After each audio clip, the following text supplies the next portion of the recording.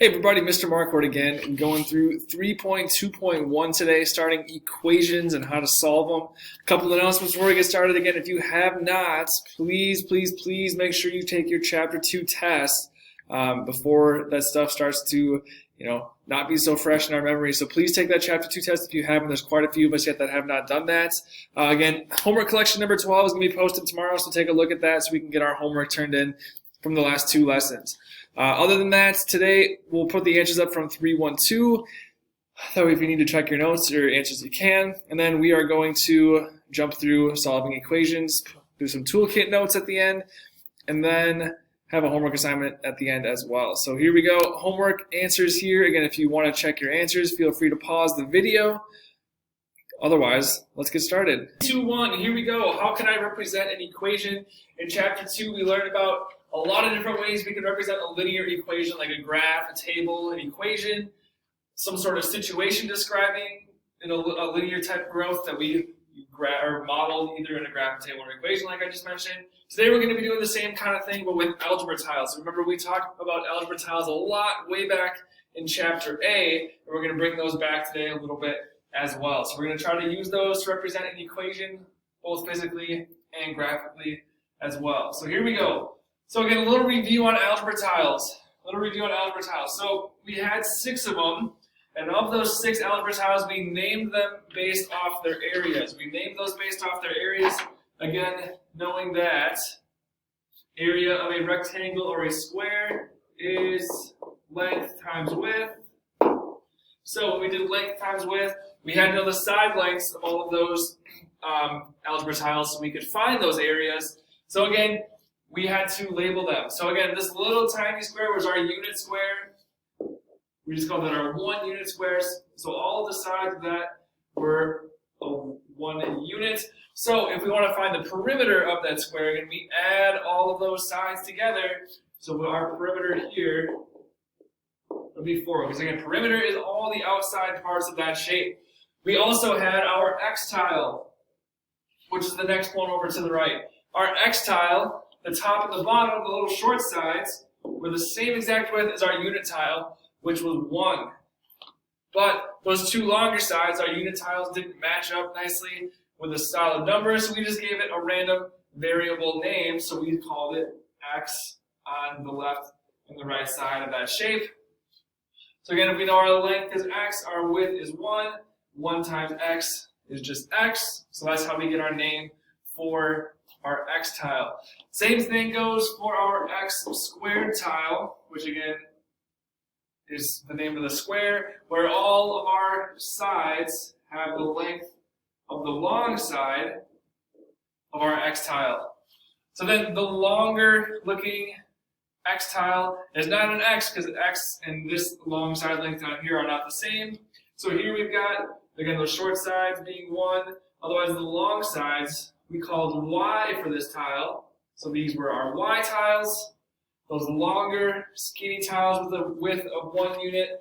And then we have all sides that are the length of that Y tile. So Y, and then Y, the area of this is Y times Y, which we should hopefully know would be Y squared. And then lastly, the one that's hiding up behind my face down here would be our XY tile, where the short side is the length of X, the width is the length of Y.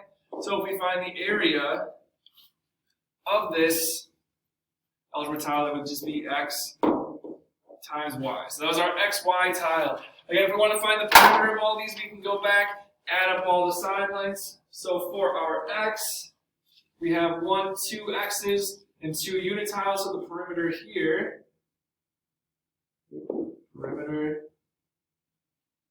not good. My smartboard stopped working. Let's try that again.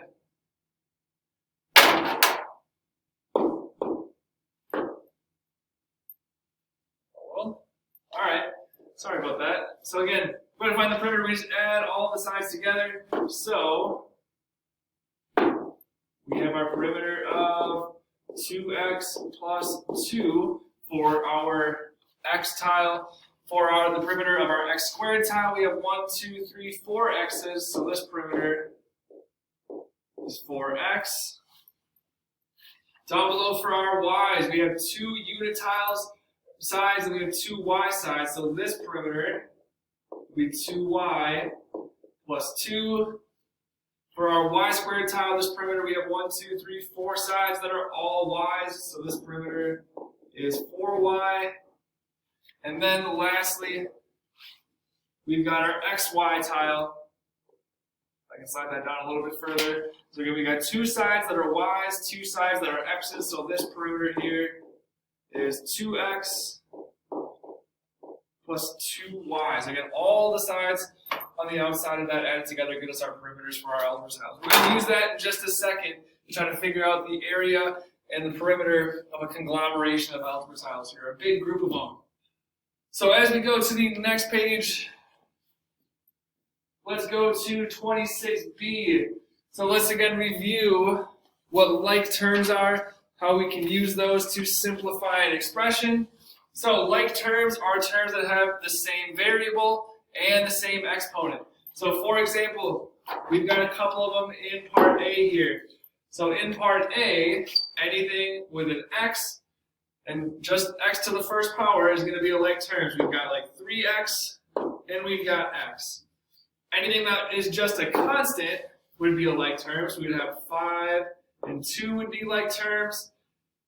Anything again with an x squared, so the same variable and the same exponent would be a like term. So x squared and 2x squared, which leaves this y all by itself right in the middle there. So now we know what our like terms are. We can combine those, and then we can write our simplified expression. So here we go. Again, we've got 3x, we've got x. So we're going to say that is 4x. We've got 1x squared, we've got 2x squareds. 1 plus 2 is going to be 3x squareds. Our y doesn't change because there's no other y's to combine it with. And then 5 plus 2, our last set of like terms, gets us 7. So if we really want to make this look nice, we can put our highest exponent first. So let's just say our final answer here would be 3x squared plus 4x. Then we can say plus y plus 7. And we've got our simplified expression. I'll let you do number 2 on your own. I'll put it in the filled-in notes for you. You should check it out on your own to compare your work to mine here. All right, moving on.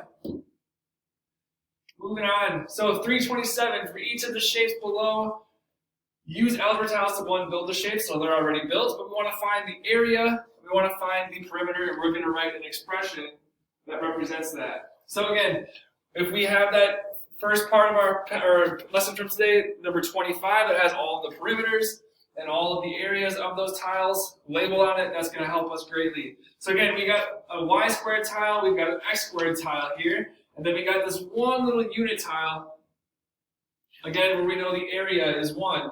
So in this case, the names of our tiles are the areas. So finding the areas for this is going to be pretty easy, I think, because we just take the names of all of our tiles and then add them together. So for this one, our area expression, again, is just the names of all of our tiles added together. So we've got one y squared tile, one x squared tile, and then one unit squared tile. So our area is y squared plus x squared and plus 1. So we're just taking all the names of our tiles, smushing them together, doing an expression, and then adding them all together. So perimeter is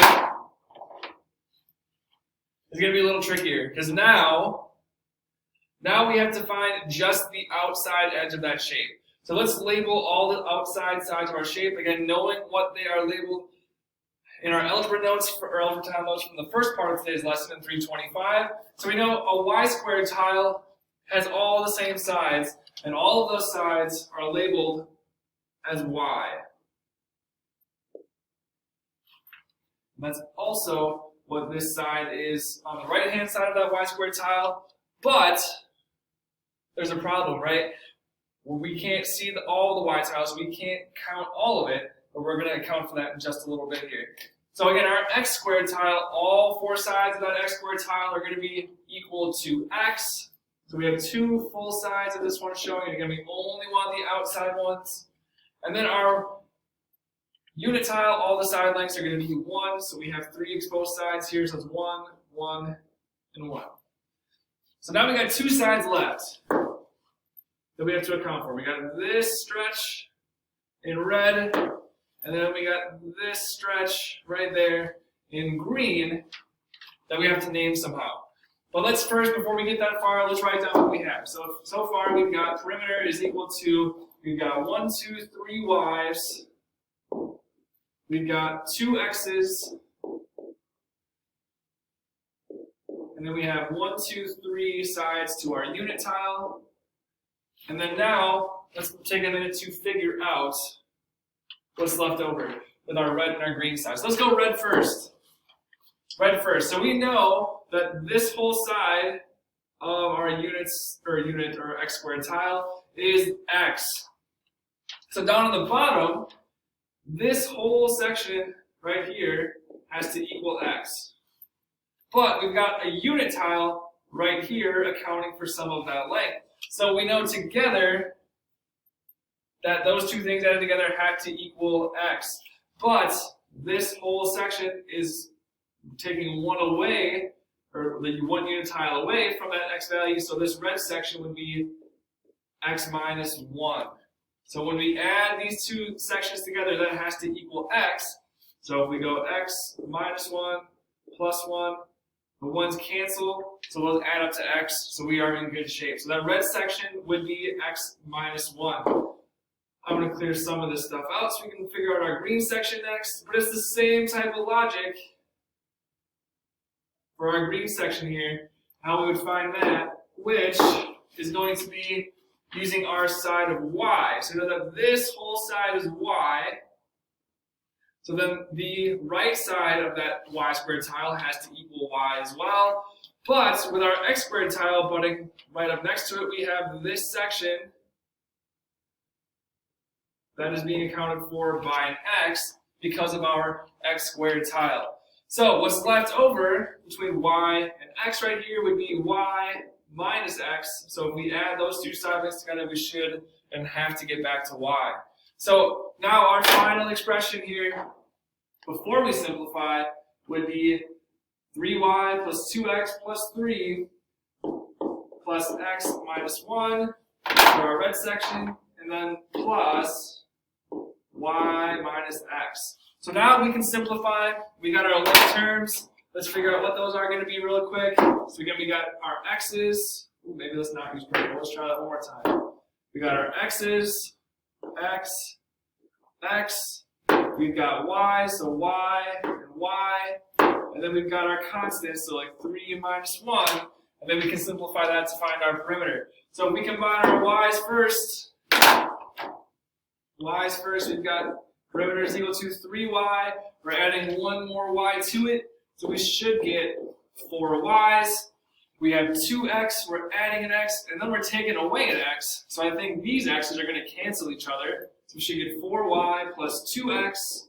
And then the constants we're left with, we've got 3 and a minus 1, so plus 2. So our final expression for perimeter equals, let's see here, 4y plus 2x plus 2. Perfect. Moving on. So part B, try that one on your own. Again, I'll have it in the filled-in notes for you so you can double-check your work. Otherwise, we're going to keep rolling here.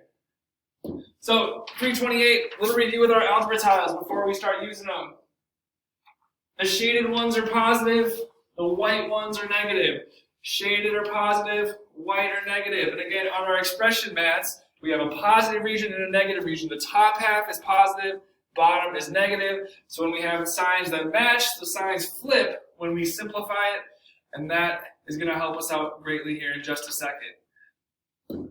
So first thing we want to do, we're going to look at the expression in part A, and we want to write down what we see. So we're not going to simplify yet, we just want to write down exactly what we see.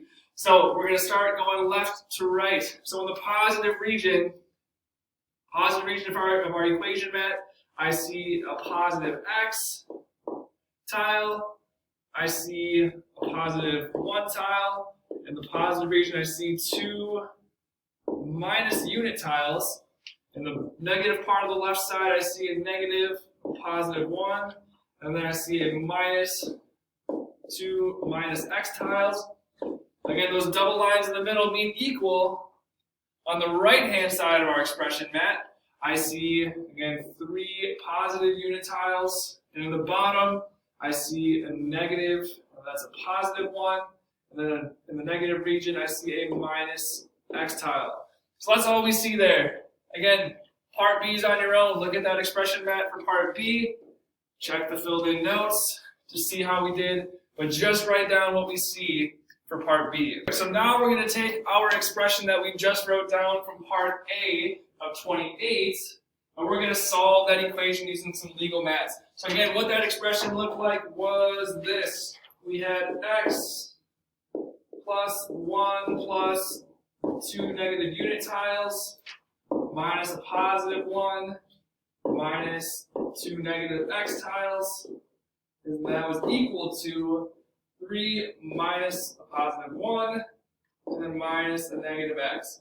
So before we go any further, let's get rid of some of these double signs. That drives me absolutely nuts. Let's simplify this, get rid of our parentheses, and then we can combine our like terms. Here we go. So as we go left to right, x plus 1 stays the same, so x plus 1 plus a negative always goes to negative, so we're subtracting 2. Subtracting a positive means that that is staying as a subtraction there. And then we're subtracting a negative, which turns to positive 2x right here. Now we go to our equal sign, so we have 3 minus a positive stays negative, so minus 1, minus a negative, those go positive, so we have to add an x onto the right-hand side of that equation.